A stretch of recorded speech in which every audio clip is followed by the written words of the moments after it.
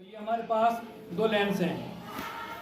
तो इन लेंसों को हम देखकर किस प्रकार बताएंगे कि इसमें कौन सा उत्तल लेंस है और कौन सा अवतल लेंस है।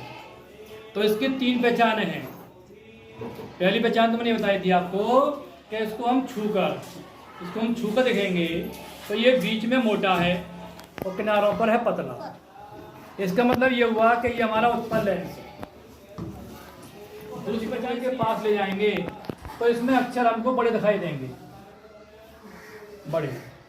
इसका मतलब ये हमारा उत्तल लेंस है। तीसरी पहचान इसकी यह है कि इसको अगर हम सूर्य के प्रकाश में ले जाएं और जिस पर सूर्य का प्रकाश पड़ेगा तो इस पर सूर्य की प्रकाश की किरणें आकर टकराएंगे को आगे को, तो ये किसी एक बिंदु पर मिलेंगी इस प्रकार से, जैसे ये मिल रही है।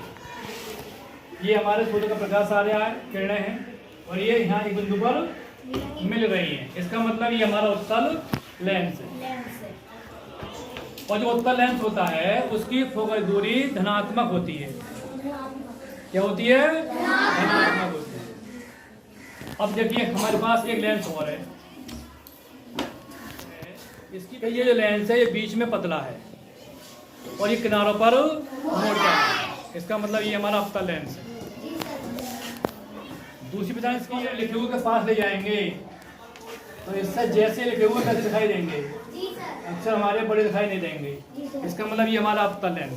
पहचान ये है कि जब इसको हम सूर्य के प्रकाश में ले जाएंगे और इस पर सूर्य की जो किरणें पड़ेंगी तो पड़ने के बाद वो किसी एक बिंदु पर न मिलकर वो फैलती दिखाई देंगी इस प्रकार से। देखिए इस प्रकार से ये हमारे सूर्य की किरणें आ रही हैं, लेंस से टकराई और टकराने के बाद ये आपको इस प्रकार से दिखाई देंगी फैलती हुई।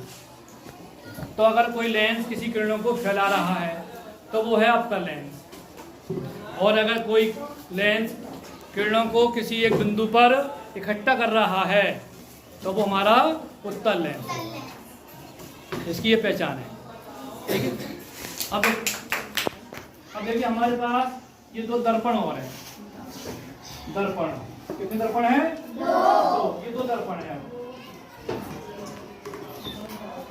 अब देखिए इनको जब हम देखेंगे इनमें तो हमें इसमें प्रतिबिंब दिखाई दे रहा है सीधा या उल्टा? सीधा दिखाई दे रहा है, प्रतिबिंब सीधा। तो इसका मतलब ये उत्तल दर्पण है। ये क्या है? उत्तल दर्पण है ये, क्योंकि इसमें हम प्रतिबिंब क्या देख रहे हैं? सीधा देख रहे हैं। तो ये उत्तल दर्पण है। ठीक है। इसके दर्पण के पीछे पॉलिश होती है। देखो देखो